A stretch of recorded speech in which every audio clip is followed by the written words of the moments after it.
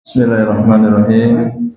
Assalamualaikum warahmatullahi wabarakatuh. Innal hamdalillah nahmaduhu wa nasta'inuhu wa nastaghfiruh wa na'udzu billahi min shururi anfusina wa min sayyiati a'malina. May yahdihillahu fala mudilla lahu wa may yudlil fala hadiya lahu. أشهد أن لا إله إلا الله وحده لا شريك له وأشهد أن محمدا عبده ورسوله لا نبي ولا رسول بعده اللهم صل وسلم على نبينا محمد وعلى آله وأصحابه ومن تبعهم بإحسان إلى يوم الدين يا أيها الذين آمنوا اتقوا الله حق تقاته ولا تموتن إلا وأنتم مسلمون اللهم إنا نسألك علما نافعا ورزقا طيبا وعملا متقبلا ربي زدنا علما وارزقنا فهما آمين يا رب العالمين. Dumateng para bapak, para ibu, para saudara, para jamaah mushola Al-Fatih yang semoga diberkahi dan dirahmati oleh Allah Subhanahu wa taala. Alhamdulillah pada kesempatan malam yang berbahagia kali ini kita kembali diberikan taufik serta hidayah dari Allah Jalla wa ala sehingga pada malam hari ini kita masih diberikan kesempatan oleh Allah Subhanahu wa taala, dimampukan oleh Allah Subhanahu wa taala untuk bisa menghadiri kajian rutin di malam Ahad ini. Kita berharap kepada Allah Subhanahu wa taala agar Allah berkenan melimpahkan kepada kita semua ilmu yang bermanfaat sehingga bisa kita amalkan dalam kehidupan kita sehari-hari sebagai bekal kelak perjumpaan dengan Allah Jalla wa ala. Amin ya rabbal alamin. Shalawat dan salam tak lupa kita haturkan kepada Nabi agung kita Nabi Muhammad sallallahu alaihi wasallam. Mudah-mudahan tercurah kepada keluarga beliau, sahabat beliau, dan seluruh umatnya yang berusaha istiqamah di atas sunnah-sunnahnya. Amin ya rabbal alamin. Insyaallah kita akan melanjutkan kajian kitab Asrul Mujibatul Hajah, 10 kunci keselamatan yang ditulis oleh Syekh Abdul Razak bin Abdul Muhsin hafizahullah taala, dan kita akan mulai memasuki kunci yang baru, kunci yang ke-8. Berarti sudah 7 kunci kita lewati. Kunci yang pertama apa? Tauhidullah wa ikhlasu dinilahu, mengesahkan Allah atau mentauhidkan Allah dan memurnikan ketaatan hanya untuk Allah Subhanahu wa taala. Kunci yang kedua, ittiba'u sunnati Nabi sallallahu alaihi wasallam, mengikuti petunjuk ajaran Nabi kita Muhammad sallallahu alaihi wasallam. Kunci yang ketiga, khasyatullah wa taqwahu, takut kepada Allah Subhanahu wa taala dan bertakwa kepadanya. Yang keempat, hifdzul lisan, menjaga lisan. Yang kelima, al-firaru minal fitan, menjauh, lari dari perkara-perkara yang merusak agama. Yang keenam, kasratud du'a wal luju'i ilallah, memperbanyak doa dan mengadu hanya kepada Allah Subhanahu wa taala. Yang ketujuh kemarin, mulazamatut taubat wal istighfar, terus menerus bertaubat dan beristighfar.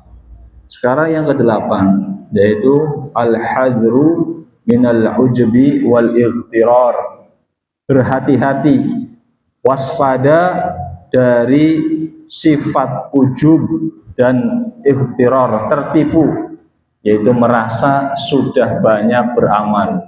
Ya, apa itu ujub? Ya, ujub secara makna itu wal zahwu wal kibru wal irtifa'u binafsi.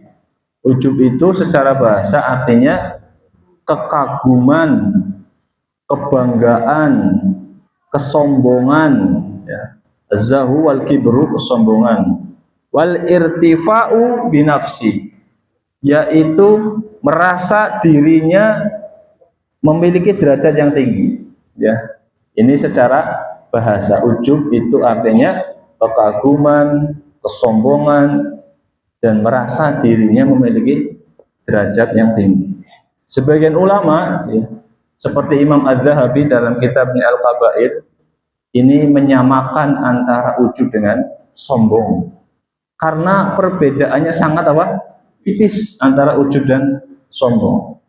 Ya, makanya para ulama mengatakan ujub ini mukodimahnya sombong.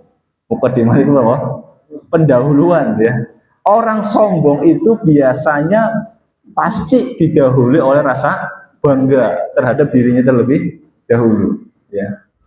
Dan orang sombong ini pasti memiliki kecondongan untuk membanggakan diri. Makanya seperti Imam Az-Zahabi dalam kitabnya Al-Kabair itu menyamakan antara ujub dengan sombong. Secara istilah, ya, adapun secara istilah, ya, kita ambil pengertian ujub dari Syekh Shalih Al-Utsaimin hafizahullah taala. Kata beliau, ujub itu huwa nadzoru ila nafsi bi ainil ijlali wa ta'dhimi. Ujub itu seseorang melihat dirinya sendiri dengan kacamata pengagungan dan pemuliaan. Ya. Ujub itu secara istilah seseorang memandang dirinya sendiri dengan kacamata apa? Pengagungan dan pemuliaan. Jadi orang itu terpukau terhadap apa? Dirinya sendiri.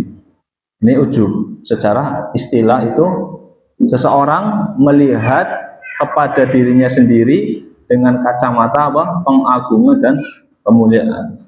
Menurut Imam Al-Ghazali, ujub itu apa? Ini menurut Syekh Shalih Al-Utsaimin. Adapun Imam Al-Ghazali mengatakan ujub itu wal isti'dhamun ni'mati warrukunu ilaiha ma'a nisyani idhofatiha ila mun'im.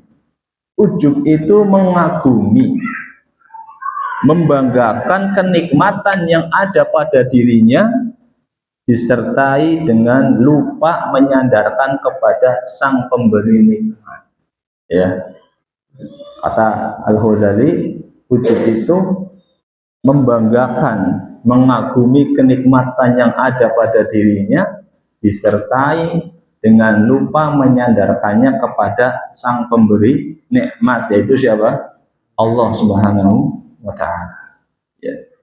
Jadi intinya ujub itu orang yang memandang dirinya penuh dengan kemuliaan, mengagumi dirinya penuh dengan keagungan, ya, kehebatan, kelebihan, dan melupakan orang yang memberi kelebihan tersebut atau melupakan zat yang memberi kenikmatan tersebut, yaitu Allah Subhanahu wa ta'ala. Dia menyandarkan kelebihannya, dia menyandarkan kenikmatan yang ada pada dirinya itu hanya pada dirinya, lupa dengan siapa? Pemberi nikmat. Dan ujub ini bisa mengenai perkara dunia maupun perkara akhirat, ya. Ujub ini bisa mengenai perkara dunia dengan perkara akhirat. Contoh ujub dalam perkara dunia. Napa kira-kira ujub dalam perkara dunia? Ganteng, ketampanan, kecantikan. Bisa nggak menjadikan orang ujub? Bisa, ya. Kemudian ujub ini bisa bertambah parah ketika ditambah dengan apa? Kesombongan. Ketika orang ujub itu, Pak, dia kan membanggakan dirinya sendiri.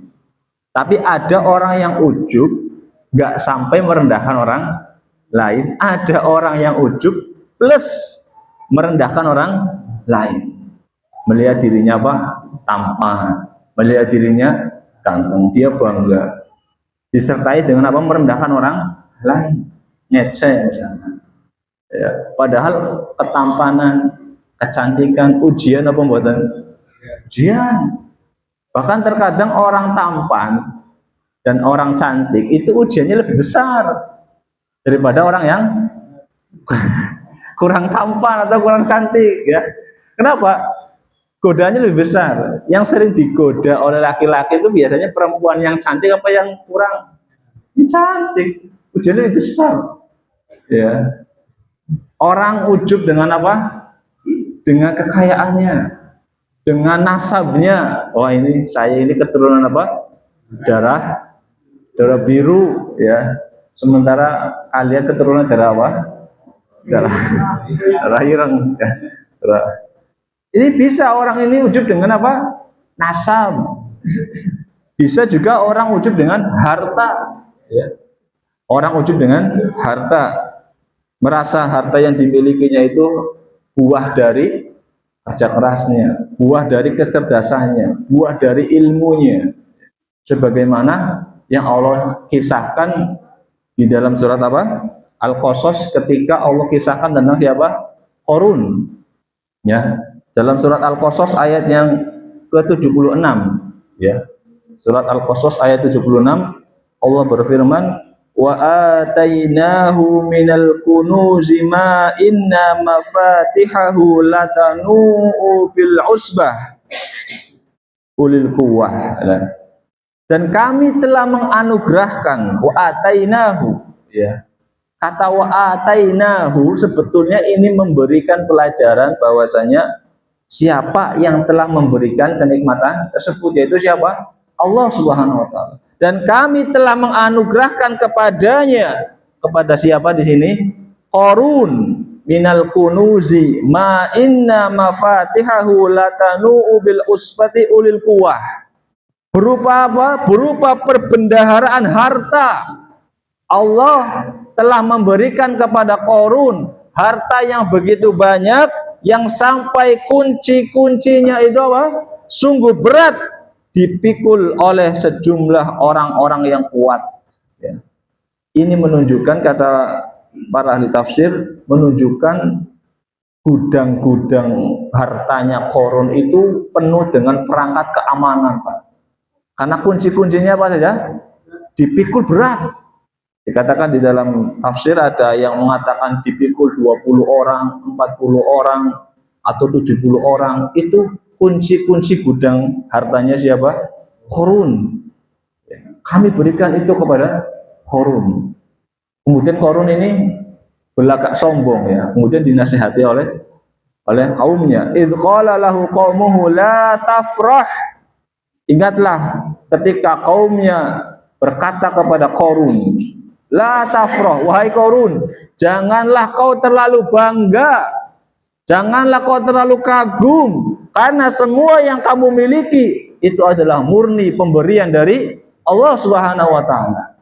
Jangan kau terlalu kagum, wahai Qarun. Jangan kau terlalu bangga dengan dirimu, wahai Qarun. Innallaha la yuhibbul farihin. Sesungguhnya Allah itu tidak menyukai orang-orang yang membanggakan dirinya. Sesungguhnya Allah tidak menyukai orang yang terlalu membanggakan dirinya. Lalu apa jawabnya Qarun? Di ayat yang ke-78-nya, ya, langsung loncat ayat ke-78. Apa kata Qarun? Qala innama utituhu ala ilmin indi.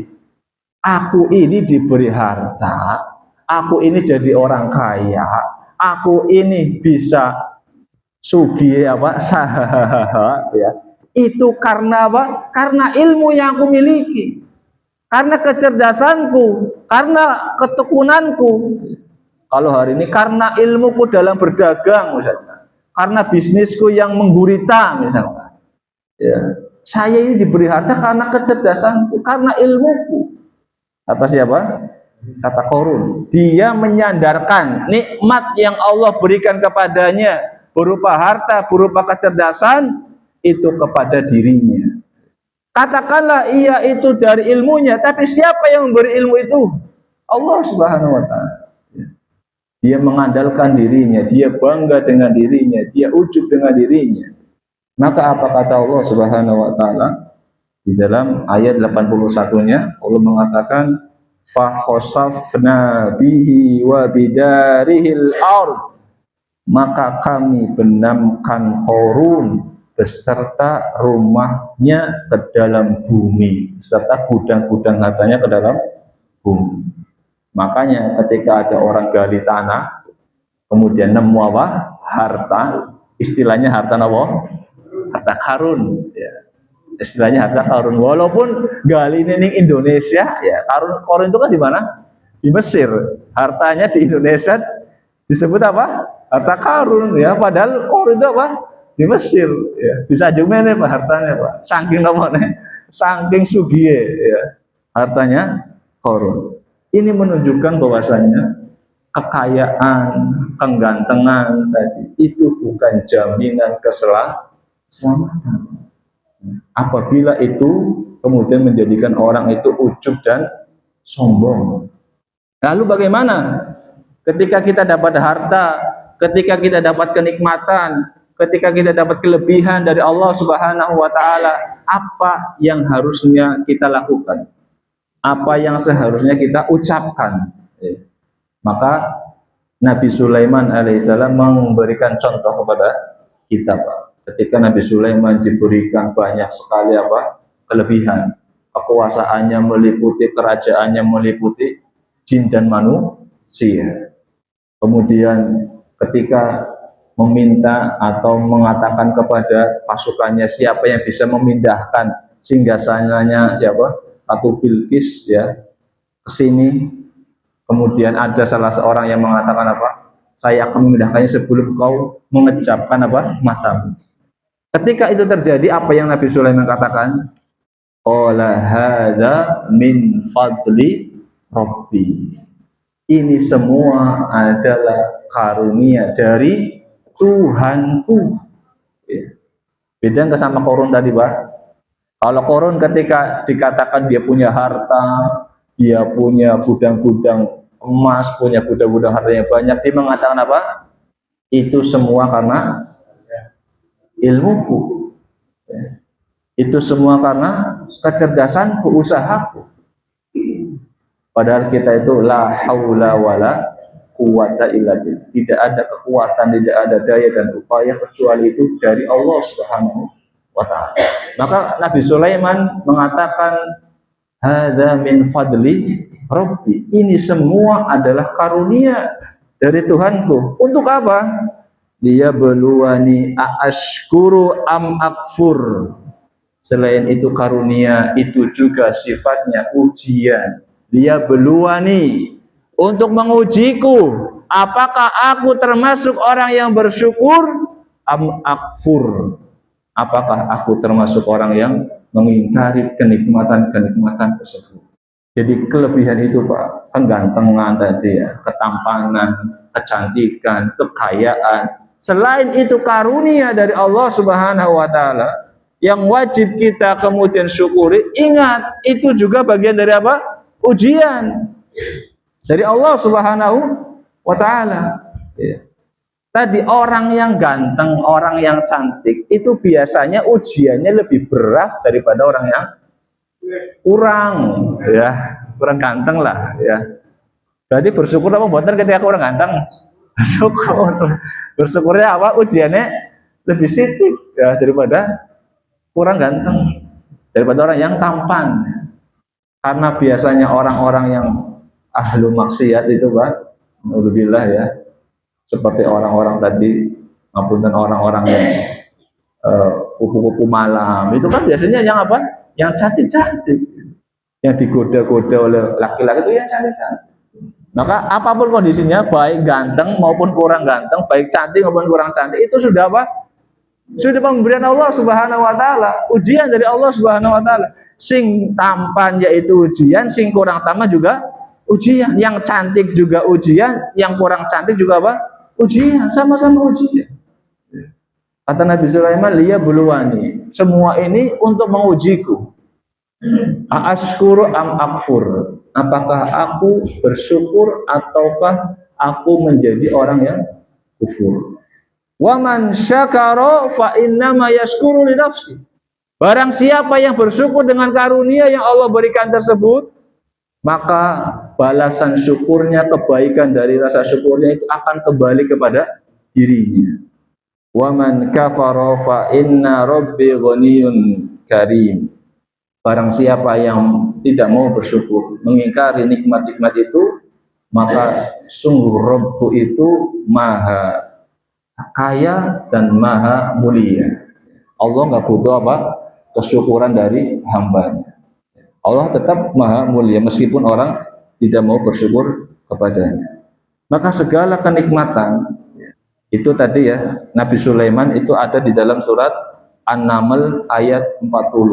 Surat An-Naml ayat 40. Maka segala kenikmatannya kita dapatkan, Pak, berupa harta, berupa kesehatan, berupa apa? Wajah yang cantik, wajah yang ganteng. Itu semua pencapaian-pencapaian kita berada di karir ini, jadi kepala sekolah misalkan, jadi kepala dinas, jadi kepala bagian, semua pencapaian-pencapaian yang kita miliki, yang kita capai itu semuanya adalah karunia dari Allah Subhanahu wa taala. Ya. Oleh karena itu jangan sampai karunia dan nikmat Allah tersebut menjadikan kita apa? Ujub dan diazab oleh Allah Subhanahu wa taala. Naudzubillah ya. Ini contoh ujub dalam perkara apa? Dunia. Lalu ujub dalam perkara akhirat. Ya, niku napa? Ujub dalam perkara akhirat contohnya seseorang itu kagum, bangga terhadap dirinya, merasa banyak berbuat amal apa? Solih, ya, seperti sedekah, misalnya, sholat, bolak-balik umroh, misalkan, ya, merasa sudah berkontribusi banyak di dalam dakwah, misalkan, ya. Dan perasaan ini menjadikan orang ini tertipu, Pak. Dia merasa dirinya sudah banyak apa? Berbuat amal kebaikan. Dia sudah banyak beramal kebaikan, dan ketika dia merasa dirinya sudah banyak berbuat amal kebaikan dan dia menyadarkan bahwasanya dia bisa sholat dengan rajin, dia bisa sedekah, dia bisa berkontribusi dalam dakwah, dia bisa menuntut ilmu, itu karena kehebatan dirinya, itu karena ketekunan dirinya, itu karena kekuatan dirinya. Itu yang namanya ujub di dalam perkara akhirat. Makanya perlu berhati-hati. Dan ujub ini nanti kita jelaskan itu menghapus amalan soleh kita. Ya. Makanya kemudian di kunci yang ke-8 ini Syekh Abdul Razak hafizahullah taala mengatakan al-hadru minal ujbi wal ikhtirar. Berhati-hatilah, waspadailah sifat ujub dan ikhtirar, tertipu merasa sudah banyak beramal solih. Di sini beliau mengatakan wa min mujibatin najah, dan termasuk kunci keselamatan alla yu'jibal mar'u bi amalihi shalih. Di antara kunci-kunci keselamatan adalah seseorang tidak bangga, tidak kagum dengan amalan-amalan solihnya, dengan sodakohnya, dengan puasanya, dengan sholatnya. Makanya ketika kita selesai sholat, kita diperintahkan apa yang pertama, Pak? Setelah salam, istighfar. Astagfirullah, astagfirullah, astagfirullah. Ini menunjukkan banyaknya kekurangan kita ketika melakukan amal kebaikan. Jangan pernah merasa sudah sempurna kebaikan kita.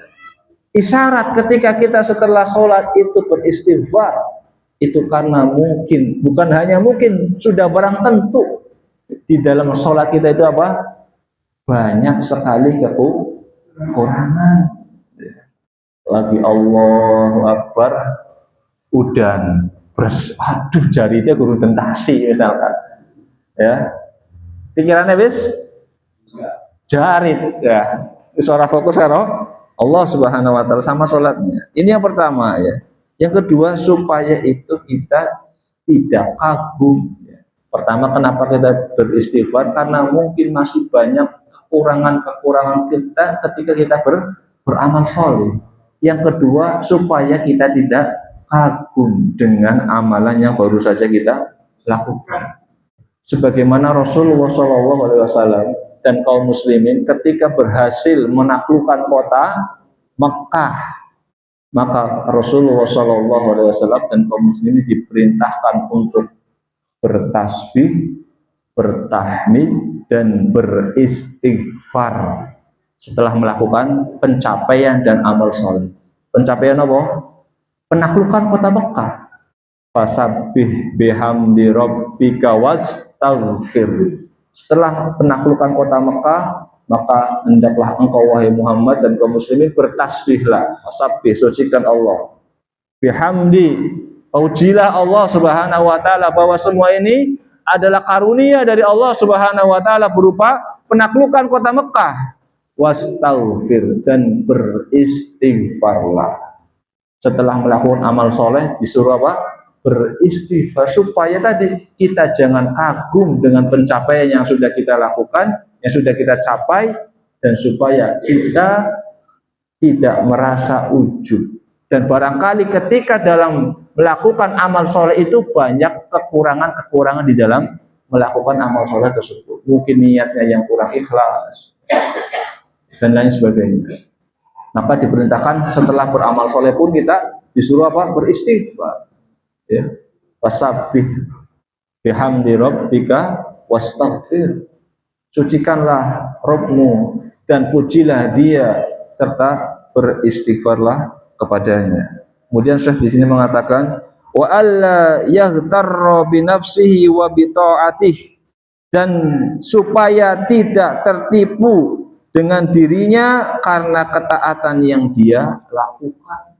Kita jangan tertipu, Pak. Saya sudah ngaji sudah lama, bertahun-tahun, amal saya sudah banyak, saya sudah sholat malam setiap hari, saya sudah sangat berkontribusi dengan dakwah ini, saya sudah puasa, saya sudah sodako.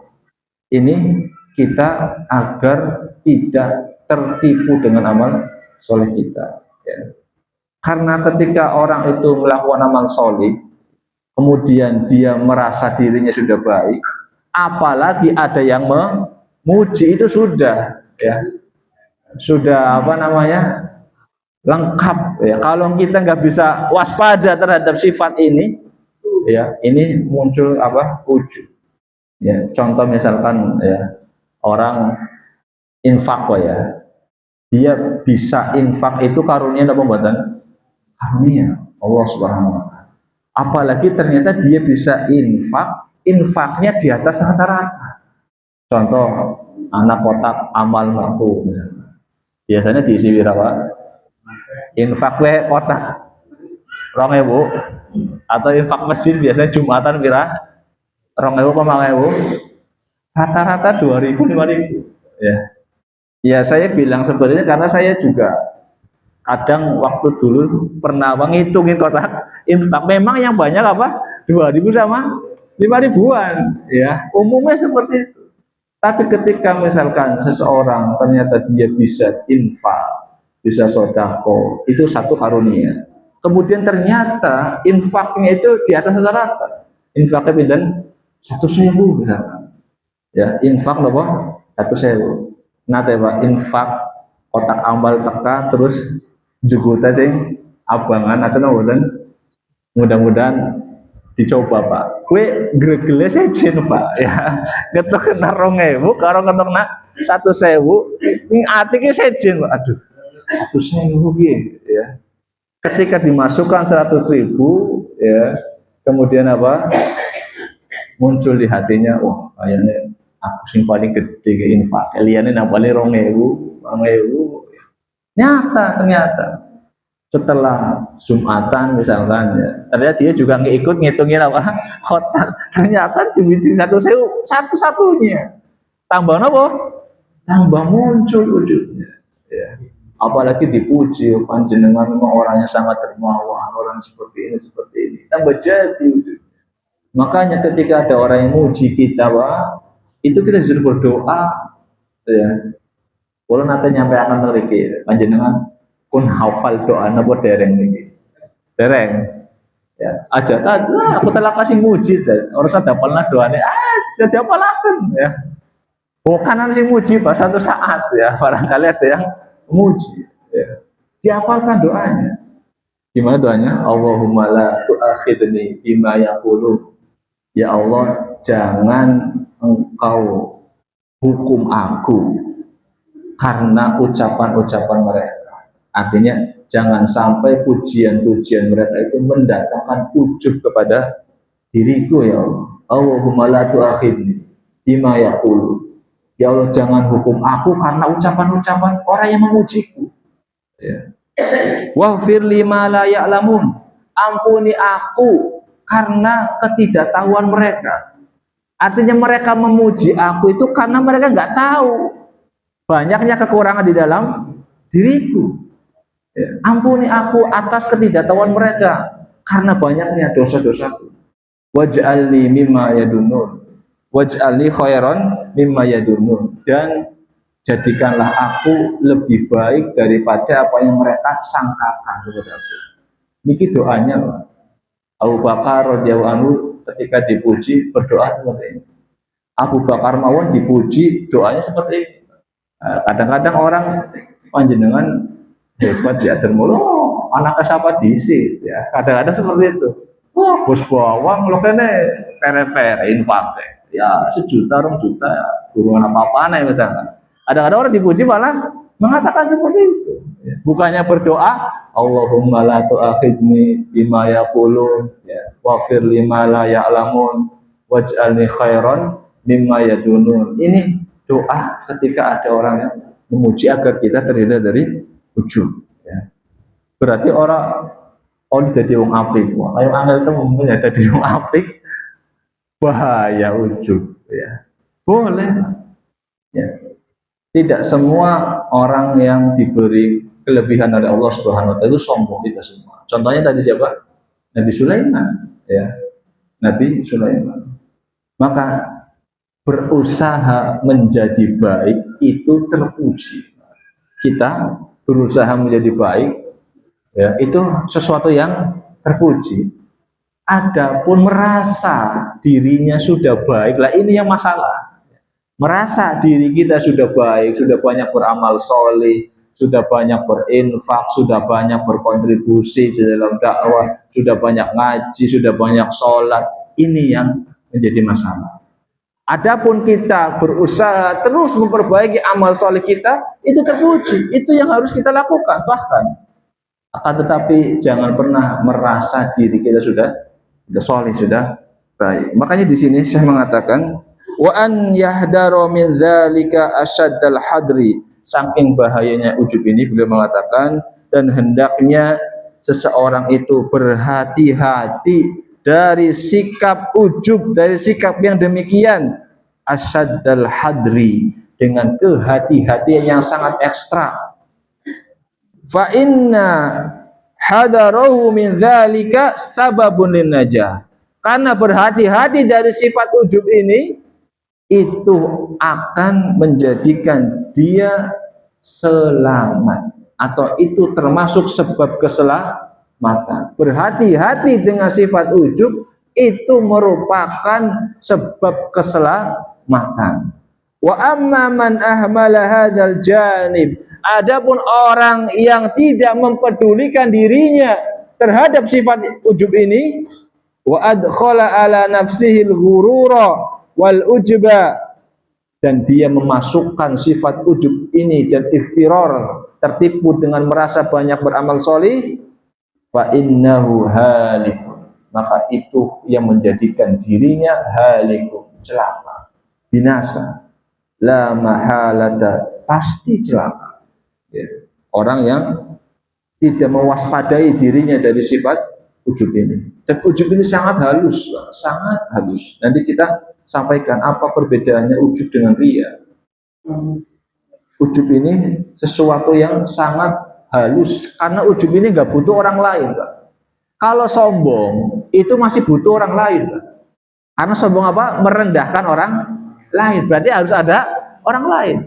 Artinya seandainya ini kita itu tercipta sendirian, itu bisa melakukan dosa ujub. Tapi kalau orang diciptakan sendirian, bisa nggak melakukan dosa sombong? Tidak bisa, karena sombong kan harus ada lawannya, harus ada orang lain, karena merendahkan orang lain.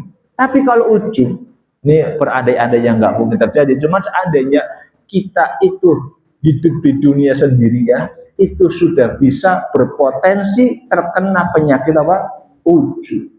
Akan tetapi kalau sombong harus ada orang lain. Makanya ini sangat kita perlu mewaspadai. Makanya Allah mewanti-wanti dalam surat An-Najm ya, ayat 32. Allah mengatakan fala tuzakku anfusakum huwa a'lamu bimanittaqa. Janganlah kamu mengatakan dirimu suci. Huwa a'lamu bimanittaqa. Dialah Allah yang paling mengetahui tentang orang yang bertakwa. Kata Imam Ibnu Katsir dalam tafsirnya, maka janganlah kamu mengatakan dirimu suci, maksudnya adalah memuji dirimu sendiri, mengagungkan dirimu sendiri, terpukau terhadap dirimu sendiri, dan membanggakan amalanmu sendiri. Itu maksudnya, janganlah kalian menganggap dirimu suci, memuji-muji dirinya sendiri, terpukau terhadap dirinya sendiri, kagum terhadap dirinya sendiri. Dan dialah Allah yang paling mengetahui siapa yang paling bertakwa. Artinya ngaku-ngaku, aku adalah orang yang paling dermawan, aku adalah orang yang paling bertakwa, aku sudah menyumbang musola sekian juta misalkan, aku sudah mendirikan pondok pesantren, aku sudah seperti ini, seperti ini, seperti ini. Jangan kalian wala tuzakku anfusakum. Jangan kalian menganggap diri kalian itu suci, memuji-muji amalan-amalan kalian sendiri. Huwa a'lamu bimanittaqa. Sesungguhnya Allah lah yang paling mengetahui siapa yang paling bertakwa kepada Allah Subhanahu wa taala. Sebagian ulama salaf diantaranya Sa'id bin Jubair berkata begini, Pak. Ini perbuatan atau perkataan yang sangat perlu kita betul-betul menjadikan warning di dalam hati kita, Pak. Ya, kata beliau, innal abda la ya'malul hasanah fayadkhulu biha an-nar. Sesungguhnya ada seorang hamba yang dia beramal solih, beramal kebaikan, tapi justru dia masuk neraka. Wa innal abda la ya'malu sayyi'ah fayadkhulu bihal jannah. Dan ada orang yang beramal keburukan tapi dia masuk surga. Dipripun amal kebaikan malah masuk neraka, amal keburukan malah masuk surga. Bagaimana? Kata beliau, ya'malul hasanah fayu'jabu biha wa yaftakhiru biha hatta tudhilahun nar. Orang yang beramal kebaikan tersebut, dia merasa ujub, dia bangga dengan amalannya, dia kagum dengan amalannya, berbangga diri dengan amalannya. Itulah yang mengakibatkan dia masuk ke dalam neraka. Wa ya'malu sayyi'at fala yazalu khaufuhu minha wa taubatuhu minha hatta tudhilahul jannah. Sementara orang yang berbuat keburukan, orang yang berbuat kejelekan, namun ia senantiasa takut kepada Allah dan diiringi dengan bertaubat, itulah yang membuat dia masuk surga. Intinya apa Pak di dalam perkataan beliau? Intinya manusia senantiasa harus mengingat Allah. Orang yang berbuat dosa tapi dia ingat Allah, dia bertaubat kepada Allah, dia mengakui kesalahannya, ingat kepada Allah, maka Allah karuniakan kepadanya surga. Orang yang berbuat kebaikan tapi nggak ingat sama Allah, nggak mengakui kebaikan itu murni dari Allah Subhanahu wa taala, justru menganggap kebaikan itu berasal dari kekuatan dirinya sendiri, maka itu menyebabkan dia masuk ke dalam neraka. Ya. Intinya berbuat kebaikan, sekalipun berbuat kebaikan, kalau dia nggak ingat kepada Allah, dia akan terseret ke dalam apa maning wis berbuat keburukan, boten boten ingat sama Allah. Ini lebih parah lagi. Wong yang berbuat kebaikan kemudian nggak menyandarkan kebaikan yang dia lakukan kepada Allah, itu saja bisa menyeretnya ke dalam neraka. Jadi maksud dari perkataan ini bukan berarti ya wis lah berbuat buruk baik, ya enggak. Dia orang yang berbuat buruk tapi dia kemudian ingat kepada Allah, dia bertaubat kepada Allah Subhanahu wa taala, maka itu menyebabkan dirinya apa? Masuk surga. Orang yang berbuat kebaikan namun dia lupa menyandarkan nikmat dia berbuat baik itu apa kepada Allah, maka dia terseret ke dalam neraka. Makanya Rasulullah Shallallahu alaihi wasallam kemudian mengatakan, dan ini renungan Pak buat diri kita pribadi Pak. Kita berharap kita beramal soleh ini, kita sholat, kita puasa, kita sodako, kita berbakti kepada orang tua, kita berbakti kepada suami misalkan yang perempuan. Ini kan harapannya kita masuk apa? Surga. Tapi ironisnya ternyata ada orang-orang yang berbuat seperti ini, melakukan sholat, melakukan puasa, melakukan sedekah, kok malah terseret ke dalam neraka. Ini kan sungguh sangat apa? Menyakitkan gitu. Amal soleh yang kita harap-harapkan, yang kita upayakan, kita usahakan, berharap dengan amal soleh tersebut Allah Subhanahu wa taala mendatangkan rahmatnya kemudian dimasukkan ke dalam surga, tapi justru dengan beramal soleh tersebut kita terseret ke dalam neraka dikarenakan karena sifat ujub dan lalainya kita dari mengingat Allah Subhanahu wa taala bahwa kemampuan kita bisa sholat, kita bisa beramal soleh itu adalah pertolongan dari Allah Subhanahu wa taala. Rasulullah sallallahu alaihi wasallam sini bersabda, salasun muhlikat, ada 3 ya perkara yang bisa membinasakan. Yang pertama, suhun mutaun, ini rasa pelit. Yang pertama Pak, suhun mutaun, rasa pelit yang ditaati ya. Jadi kalau muncul rasa pelit di hati kita, itu kita lawan Pak, jangan apa? Kita taati. Wahawan muttabaun, dan hawa nafsu yang diikuti. Yang ketiga, wa ijabul mar'i binafsihi, dan ujubnya seseorang terhadap dirinya sendiri. Sudah masuk di sini? Oh sudah ya. Iya. Sementara sampai sini dulu ya kita pembahasan tentang ujub. Mudah-mudahan apa yang kita bahas pada kesempatan malam hari ini bisa bermanfaat, terutama buat diri kami pribadi ya, agar kita berhati-hati kepada sifat ujub ini yang bisa menyeret kita ke dalam neraka. Na'udzubillahi min dzalik. Wallahu a'lam bishawab. Terima kasih atas perhatiannya, mohon maaf atas segala kurangannya. Kita tutup dengan doa kafaratul majelis. Subhanallahumma wa bihamdika asyhadu an la ilaha illa anta astaghfiruka wa atubu ilaik. Assalamualaikum warahmatullahi wabarakatuh.